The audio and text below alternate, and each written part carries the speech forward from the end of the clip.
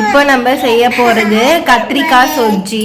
அதுக்கு வந்து நான் 2 சின்ன தக்காளி எடுத்துருக்கேன், ஒரு பெரிய வெங்காயம், ஒரு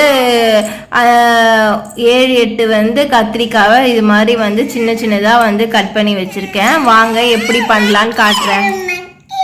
குக்கரில் நம்ம வச்சுருக்க வெங்காயத்தை வந்து போட்டுக்கலாம். தக்காளி, கத்திரிக்காய்,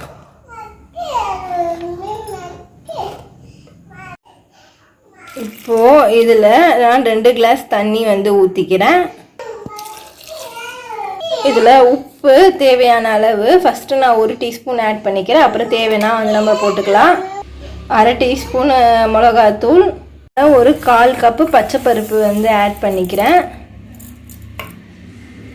இதில் வந்து ஒரு 1/4 டீஸ்பூன் மஞ்சள்தூள். இப்போ குக்கரை வந்து க்ளோஸ் பண்ணிடலாம். இது வந்து ஃபுல் ஃப்ளேம்லேயே இருக்குது. இது வந்து ஒரு விசில் வந்து ஃபுல்லாக வந்து வரணும். மீதி 4 விசில் வந்து ஸ்லோ பண்ணிவிடுங்க. மொத்தமாக 5 விசில் வந்து வைக்கணும். தாளிக்கிறதுக்கு ஒரு 2 டேபிள் ஸ்பூன் எண்ணெய் வந்து ஊற்றிக்கலாம். எண்ணெய் காஞ்சோடனே இதில் வந்து கடுகு, கருவேப்பிலை போட்டு வந்து தாளிக்க வேண்டியதான். கடுகு 1 டேபிள் ஸ்பூன், இதில் கருவேப்பிலை ஆட் பண்ணிக்கலாம்.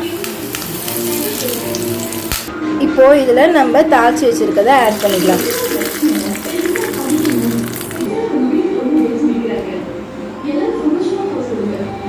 அவ்வளோதாங்க, கத்திரிக்காய் சொஜ்ஜி ரெடி.